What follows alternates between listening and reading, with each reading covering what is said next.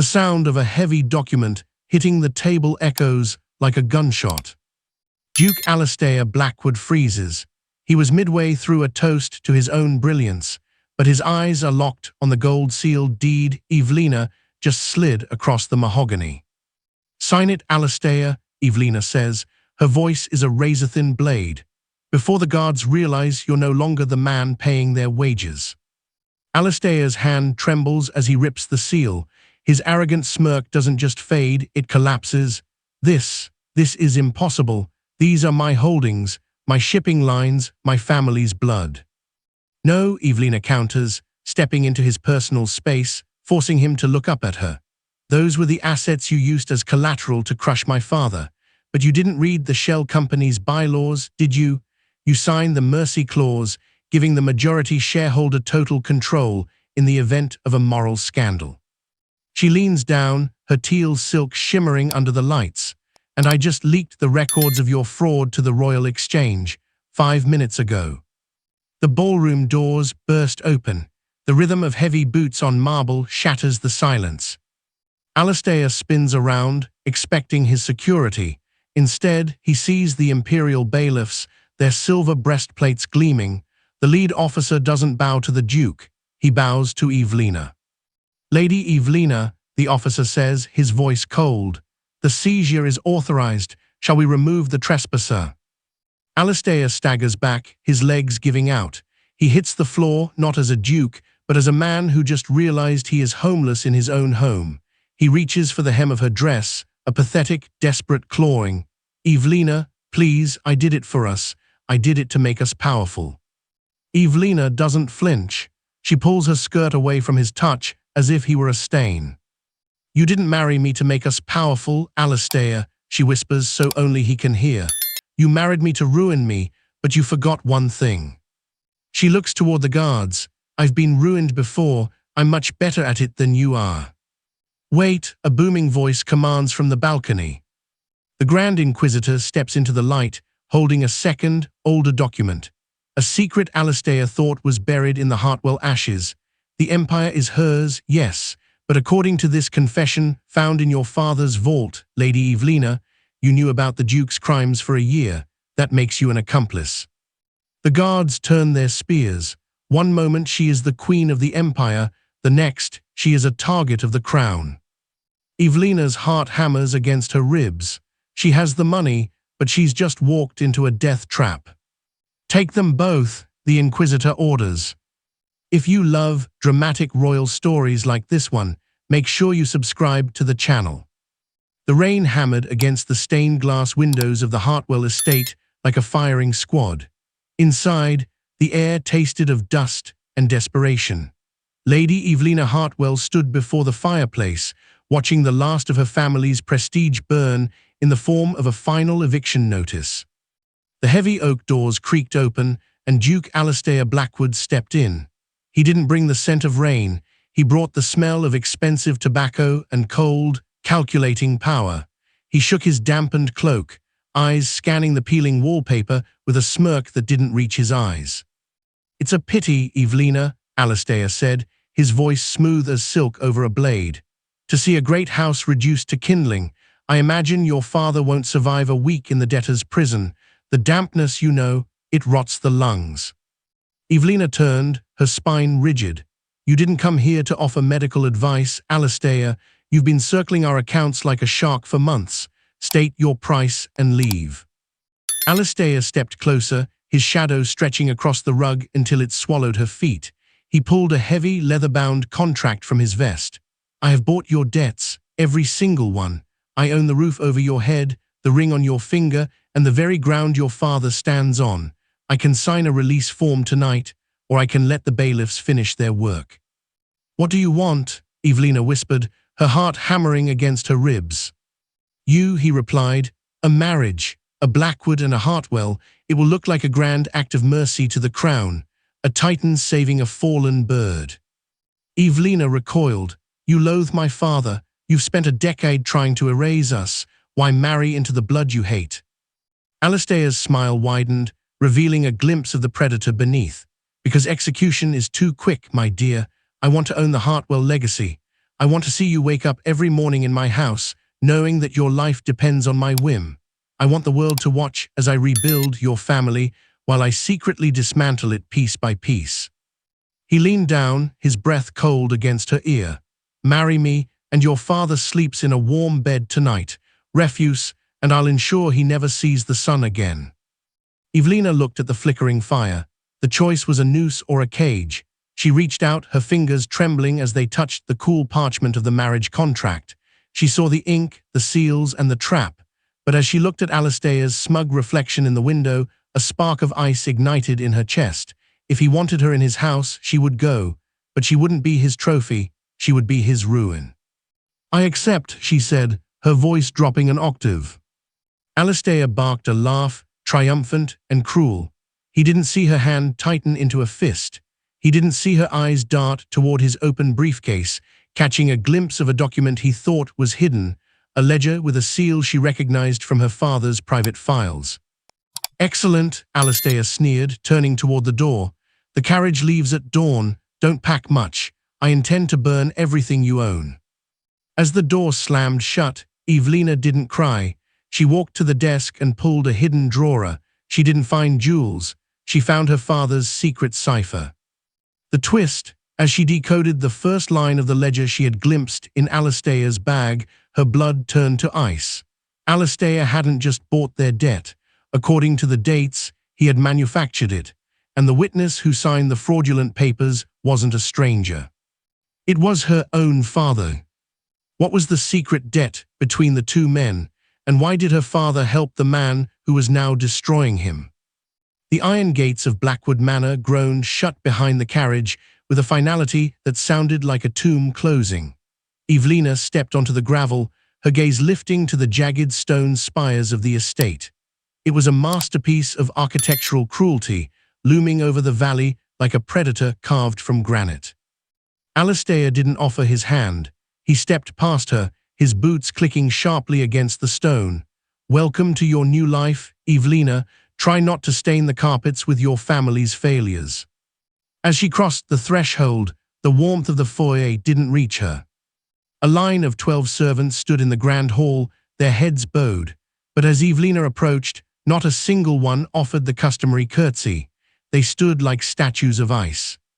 "Mrs. Gable," Alistair barked. A woman with a face like pinched parchment stepped forward. "The Duchess is tired. Escort her to the North Tower and remind the staff of the new protocols." "Protocols?" Evelina asked, her voice steady despite the chill. Mrs. Gable didn't look her in the eye. "The Duke has ordered that the North Tower remain locked from the outside for your protection, madam. You are not to leave without an armed escort. You are not to receive mail, and the servants are forbidden from speaking to you." Evelina whirled on Alistair. "This isn't a marriage, it's a kidnapping." "It's a transition," Alistair corrected, pouring himself a brandy without looking back. "You are a Hartwell. Your blood is tainted with debt and scandal. Until I've scrubbed the rot from your name, you are a guest under supervision. If you step foot outside that tower without my permission, your father's warm bed at the prison becomes a stone floor in the dungeon." The betrayal stung worse than the imprisonment. Evelina was led up the winding stairs, the sound of the heavy iron bolt sliding into place behind her echoing through the hollow tower. But Alistair had made a fatal mistake.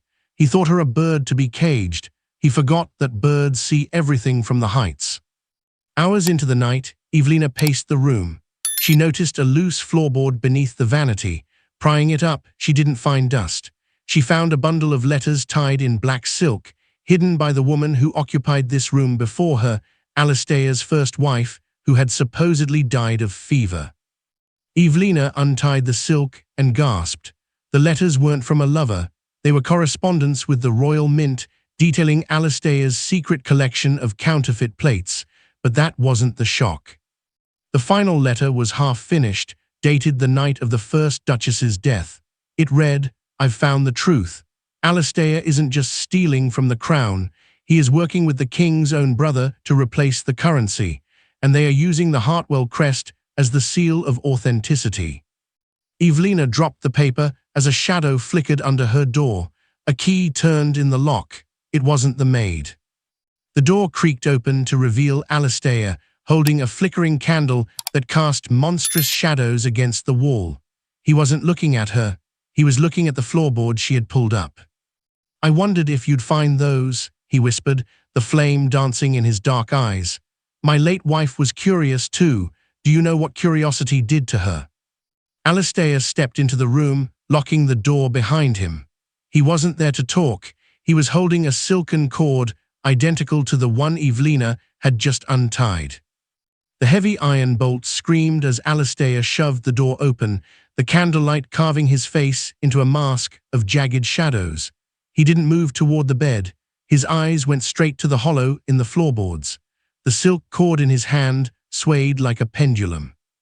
"My late wife had a habit of looking for ghosts," Alistair whispered, his voice vibrating with a terrifying calm. "She found them, and now so have you." Evelina's heart thundered against her ribs, but she didn't retreat.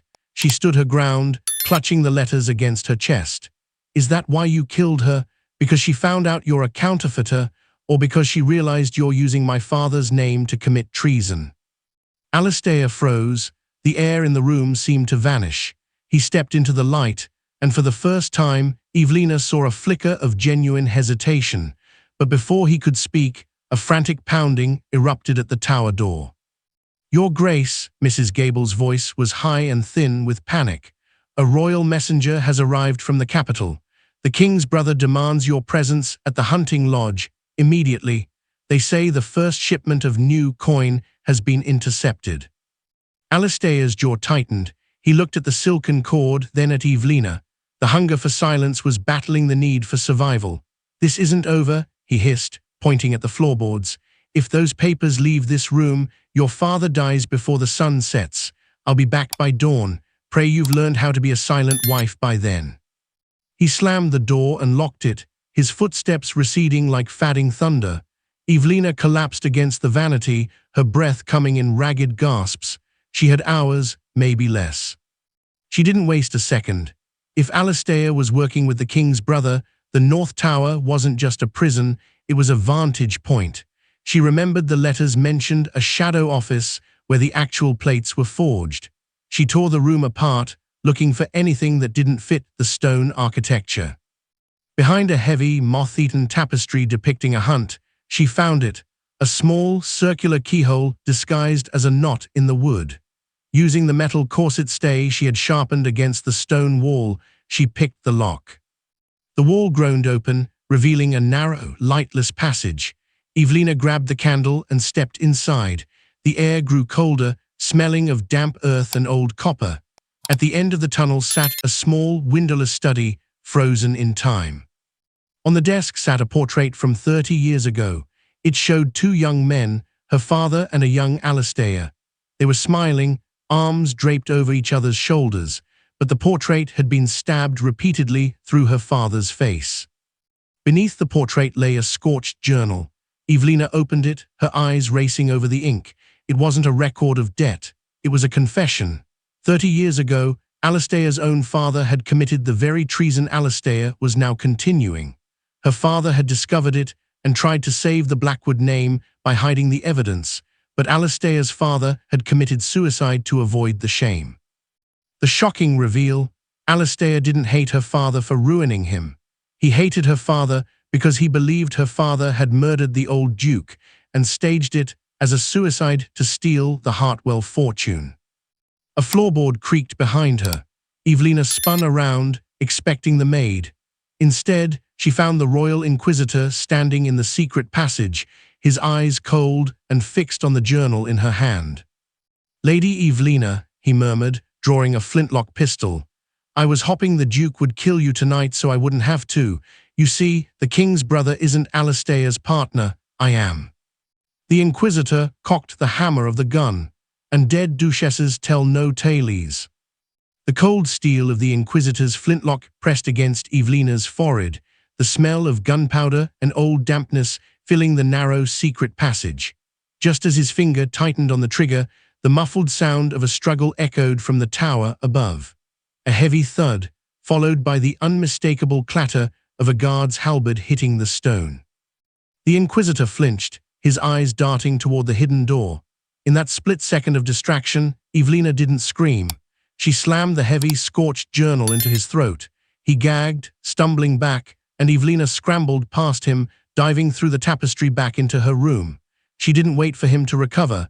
She shoved the heavy oak vanity in front of the hidden door, sealing the passage. "You can't hide forever, little bird." The Inquisitor's muffled snarl came from behind the wood. By the time Alistair returned at dawn, the room was pristine. Evelina sat by the window, the scorched journal hidden inside her corset, her expression as smooth and vacant as a doll's. Alistair looked at her, his eyes bloodshot and weary. He saw the broken wife he wanted. "I've decided to be useful, Alistair," she said, her voice a hollow whisper. "Since I am to be a prisoner, at least let me breathe the dust of your library. My father's books are gone, let me get lost in yours." Alistair, preoccupied by the intercepted shipment at the border, gave a curt nod. "Go, become a scholar of silence. It suits you better than treason." For the next week, Evelina became a ghost in the Blackwood Library. To the servants, she was a woman defeated, sitting for 14 hours a day amidst stacks of ledgers and dusty maritime charts. But beneath her calm exterior, Evelina was conducting a silent autopsy of Alistair's empire. She wasn't reading poetry, she was tracking the flow of gold. She discovered that Alistair's wealth was a house of cards built on phantom ships, vessels that existed only on paper, used to move the counterfeit coin across the channel. Every 3 months, a ship named the Obsidian would sink, allowing Alistair to write off massive losses while the real gold was laundered through the king's brothers' estates. The deeper she dug, the more she realized that the Inquisitor wasn't just a partner, he was the architect. He was skimming from Alistair, planning to let the Duke take the fall when the Crown eventually noticed the debased currency. On the 7th night, Evelina found a loose ledger hidden behind a collection of ancient lore. Inside was a map of the Blackwood Vault, but it wasn't the gold that caught her eye. It was a list of names, the secret creditors. At the very top, written in her father's distinct, shaky hand, was a promissory note for a sum that could buy the entire kingdom. The shocking reveal: her father hadn't just been a victim of blackmail, he was the one who had funded the counterfeiting operation from the start. He hadn't been protecting her, he had been using Alistair as his shield. As she held the proof of her father's ultimate betrayal, the library doors flew open. It wasn't Alistair, it was a royal herald, his face pale as death. "Lady Evelina," he gasped, "the Duke has been arrested at the border for high treason, and the Inquisitor has named you as the mastermind who provided the Hartwell seals." Evelina looked at the ledger in her hand. She had the proof to save herself, but it would send her father to the gallows. The guards were already crossing the courtyard. The herald's announcement hung in the air like a guillotine blade, but Evelina didn't flinch. She shoved the ledger, the proof of her father's ultimate sin, into a hollowed-out book of maps just as the heavy thud of boots reached the library doors. But the arrest didn't happen.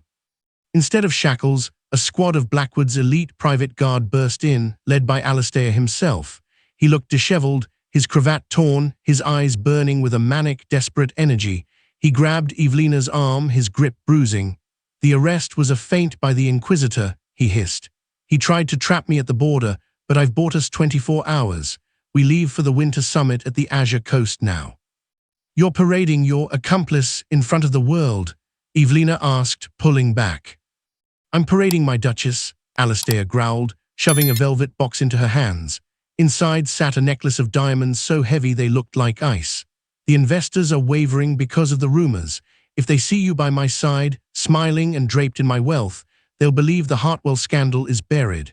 You will play the doting wife, Evelina, or I'll hand that ledger you've been hiding directly to the executioner." The Azure Coast summit was a den of vipers dressed in silk. As they entered the grand ballroom of the Palais de Mer, Alistair paraded Evelina like a captured banner. He introduced her to the titans of industry, men who controlled the grain, the iron, and the gold of 3 kingdoms. "My lovely Evelina," Alistair boasted to a group of bankers, his hand possessively on the small of her back. "She's finally realized that the Blackwood name is far more stable than the Hartwell ruins. Alistair thought he was using her as a shield. He didn't realize she was a Trojan horse. Whenever Alistair stepped away to negotiate, Evelina moved with the grace of a predator. She didn't beg for help. Instead, she leaned into the circles of the most powerful investors, her voice a soft, terrifying whisper. "The Duke is generous with his diamonds," she told Baron Vane, the largest creditor in the room, while admiring her wine. "But have you noticed the weight of the new Blackwood coins he's using for interest? They feel lighter than the mint's standard, almost as if they were made of a different soul entirely." She watched the Baron's eyes sharpen. She wasn't just planting doubt, she was providing the coordinates for his downfall. By the end of the night, she had spoken to 4 men, telling each a different, devastating secret about Alistair's phantom ships. But as the clock struck midnight, the Inquisitor appeared on the balcony overlooking the gala. He didn't come with guards this time. He came with a smile. He raised a glass to Evelina, a silent acknowledgement of the chaos she was sowing. The twist came when Alistair pulled her into a private alcove, his face pale. "The investors, they're pulling out, all of them. Someone leaked the coordinates of the obsidian." He looked at her, his hand reaching for his dagger. "It was you." "It was," Evelina said, her voice cold. "But you can't kill me, Alistair, because I didn't just tell them about the ship. I told them that the counterfeit plates aren't in your vault." "Then where are they?" Alistair roared. Evelina smiled. "In the carriage that just left with my father. He's not going to prison, Alistair. He's going to the king to turn king's evidence against both of us." Evelina had saved her father, but in doing so, she had just signed her own death warrant. The alcove was a pressure cooker of shadows. Alistair's dagger was out, the blade humming inches from Evelina's throat, but his hand was shaking. The investors were fleeing the ballroom like rats from a sinking ship, and the sound of his crumbling empire was the only thing louder than Evelina's heartbeat. "You think your father is going to the king to save you?" Alistair hissed, his voice a ragged edge of desperation. "You little fool, your father didn't head for the capital. My men intercepted his carriage 10 miles back. He's at the Hartwell estate right now, waiting for us." He shoved Evelina toward the servants' exit. Within the hour, they were thundering down the dirt roads toward her childhood home. When they arrived, the manor was surrounded by Alistair's private militia. Inside the library, beneath the portrait of her ancestors, sat her father, Lord Hartwell. He looked older, his eyes sunken, but he wasn't wearing shackles. He was holding a pen. "Sign it, you old drunk," Alistair commanded, throwing a final, blackened parchment onto the desk. "The last rights of the Hartwell estate, total transfer of the ancestral lands and the secret mineral rights to the Blackwood name. Sign it, or I let the Inquisitor have Evelina tonight." Evelina collapsed into a chair, her head in her hands. To anyone watching, including the 2 guards by the door, she was a woman shattered by the weight of her husband's cruelty and her father's weakness. "Please, father," she sobbed into her palms, "don't let him do this." Alistair sneered, leaning over the old man. "Listen to your daughter. This is the only way she lives." With a trembling hand, Lord Hartwell dipped the quill. As the ink scratched against the paper, Alistair began to gloat, detailing exactly how he had manipulated the debts and how he intended to burn the house down once the ink dried. He confessed to every forgery, every bribe, and the murder of his first wife to keep the mineral rights secret. But Evelina wasn't just crying. Hidden inside the lace of her sleeve was a revolutionary device she had stolen from the Azure Coast Summit, a mechanical sound cylinder used by the royal mages for dictation. Her sobs were timed perfectly to mask the faint whirring of the gears as it captured every word of Alistair's confession. The pen lifted. The estate was gone.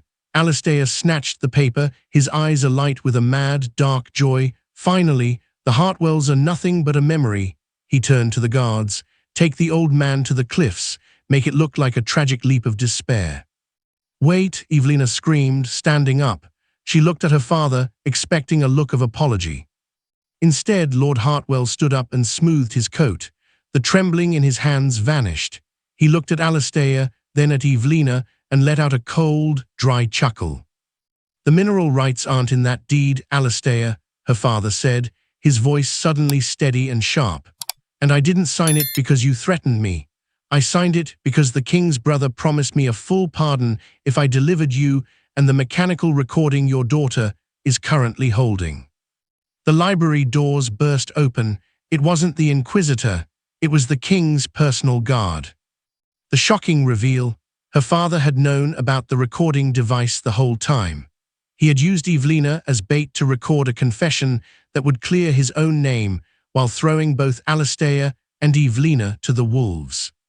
"Arrest them both," her father commanded, pointing at his own daughter. "She was the Duke's accomplice. I have the papers to prove it." The library air was thick with the scent of ozone and old paper. The king's guards stood like iron statues, their spears leveled at both Alistair and Evelina. Lord Hartwell stood behind the soldiers, a victor's mask replacing his fatherly facade. "You did well, Evelina," her father said, his voice devoid of warmth. "Your recording will hang the Duke, and your testimony under duress, of course, will restore the Hartwell name, but you are too much like your mother, too clever, too dangerous to keep on the board." Alistair let out a jagged, hysterical laugh. He reached into his coat and pulled out a fresh stack of documents, throwing them onto the desk with a sneer. "It doesn't matter, old man, I've already prepared for this." He turned to Evelina, his eyes bloodshot. "The divorce papers, my dear, sign them. By the laws of the crown, a divorced woman cannot inherit her husband's titles or debts. If you sign, you're no longer Blackwood. You become a penniless nobody, and your evidence against me becomes the ravings of a scorned commoner." Alistair thought he was offering her a lifeline. He thought he was stripping her of her power to save his own neck. He shoved the pen into her hand. "Sign it. Go back to being a ghost. It's the only way you don't face the noose with me." Evelina looked at the divorce papers. Then she looked at the pardon her father held so tightly. A slow, terrifying smile spread across her face, one that made the guards shift uneasily.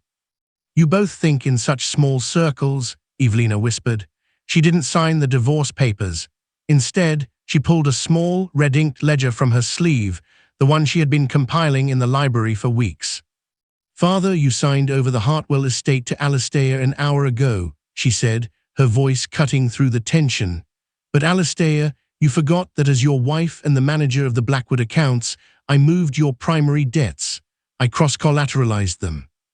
Alistair's brow furrowed. "You what?" "I tied every single one of your counterfeit losses and your debts to the king's brother, directly to the Hartwell deed," Evelina explained, her eyes shimmering with icy triumph. "The moment my father signed that estate over to you, he didn't just give you land.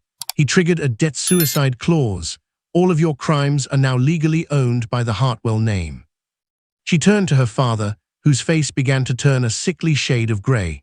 "And since you, father, just received a royal pardon for all Hartwell actions, you just legally confessed to and pardoned the very crimes the king is looking for. The king's brother can't use Alistair as a scapegoat anymore because you just claimed the debt as yours." The room went silent. The king's guard captain stepped forward, his eyes narrowing. "If the Hartwell name owns the debt and the lord has been pardoned, then the crown must seize the collateral to satisfy the king's brother." "Exactly," Evelina said, finally picking up the pen, but she didn't sign the divorce. She signed a notice of receivership. "I'm not divorcing you, Alistair," she said, looking him in the eye. "I'm declaring you legally incompetent, and as your wife and the only debt-free Hartwell, I am now the sole conservator of the Blackwood Empire." The shocking reveal: as the captain of the guard read the fine print, he gasped.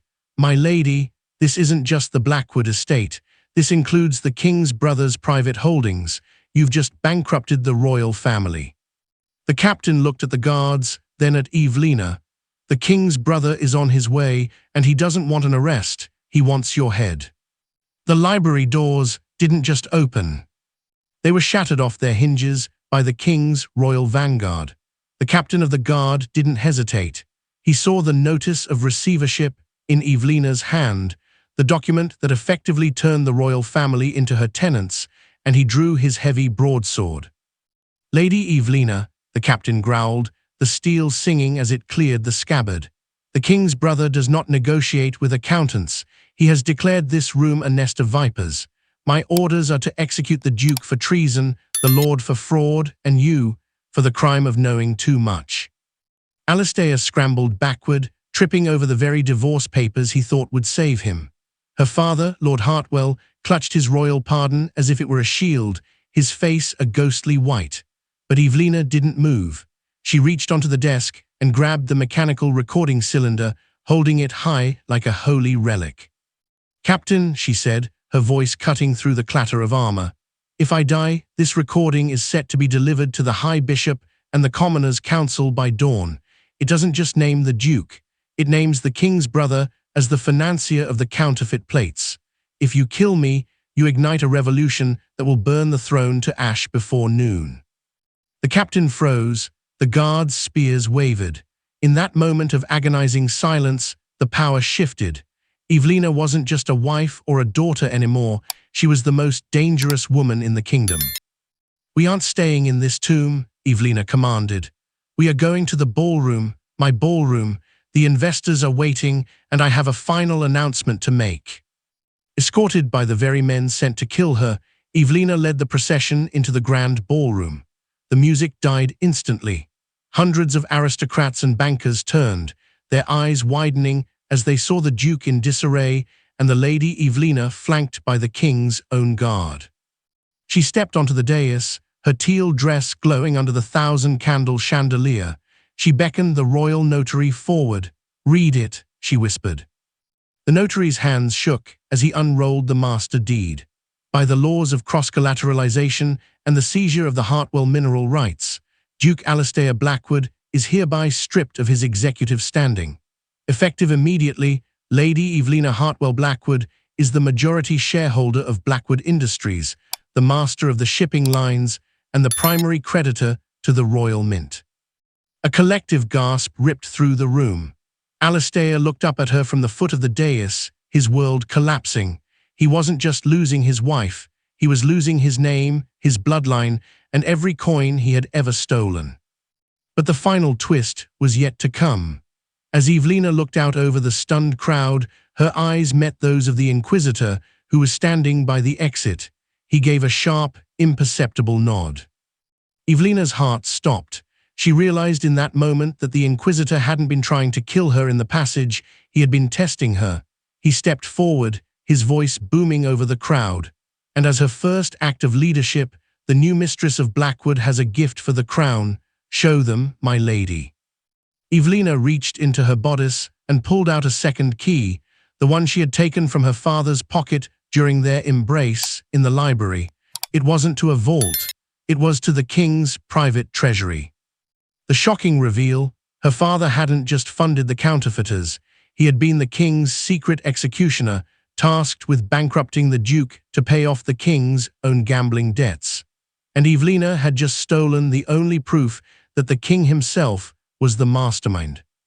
The silence in the ballroom was more deafening than a cannon blast.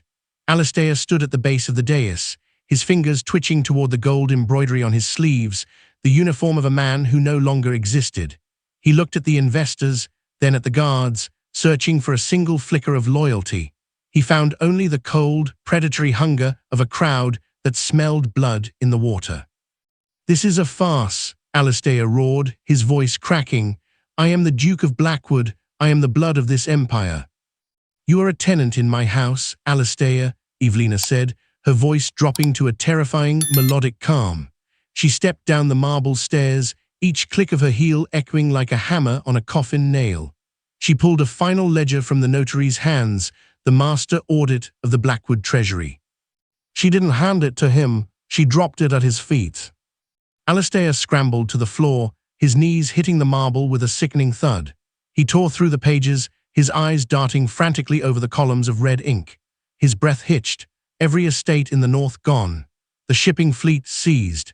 Even the Blackwood signet ring on his finger was listed as collateral for a debt he had unknowingly signed over to Evelina's shell company during their first week of marriage.